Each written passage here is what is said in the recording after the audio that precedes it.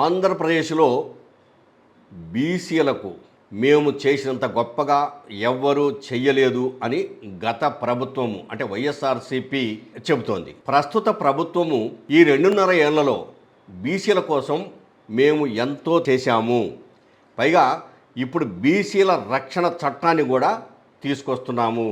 ఈ నెల 17వ తేదీ నుంచి ప్రారంభం కాబోయే అసెంబ్లీ సమావేశాలలో బీసీల రక్షణ ముసాయిదాను బిల్గా ప్రవేశపెడుతున్నాము అని చెప్పేసి ప్రస్తుత ప్రభుత్వం చెబుతోంది.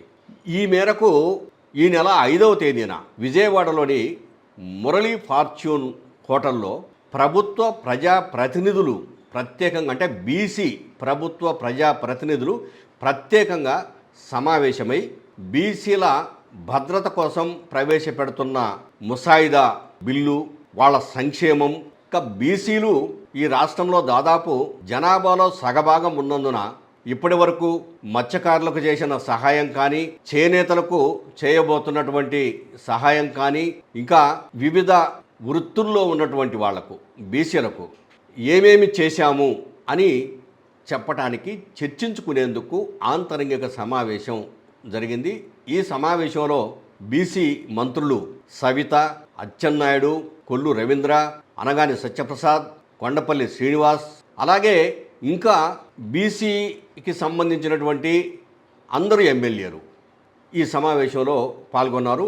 బీసీల గురించి సమగ్రంగా చర్చించి దీనికి సంబంధించి ఒక ప్రత్యేకమైనటువంటి బులెటిన్ను విడుదల చేయడానికి కూడా, అంటే ప్రభుత్వం ఏమేమి చేసింది, భవిష్యత్తులో ఏం చేయబోతుంది అనే ఒక బులెటిన్ను విడుదల చేసి బీసీల సానుభూతిని సంపాదించడానికి బీసీల్లో తెలుగుదేశం పార్టీకి చాలా గట్టి పట్టు ఉంది. ఎప్పటి నుంచో బీసీలే తెలుగుదేశం పార్టీని భుజాన వేసుకొని మోస్తున్నారు. ఆ విషయాన్ని వైఎస్ఆర్ కాంగ్రెస్ పార్టీ గమనించాలి అని చెప్పే విధంగా చర్యలు తీసుకునేందుకు కావాల్సిన చర్చ జరిగింది. ఈ నేపథ్యంలో ఈ నెల 9వ తేదీన వైఎస్ఆర్సీపీ ఆధ్వర్యంలో బీసీ గర్జన విజయవాడలో జరగబోతోంది. ఆంధ్రప్రదేశ్ మొత్తం మీద బీసీలను సమీకరించే పనిలో వైఎస్ఆర్సీపీ వాళ్ళు ఉన్నారు. ఇప్పటికే దీనిపైన ప్రత్యేకంగా చర్చించారు.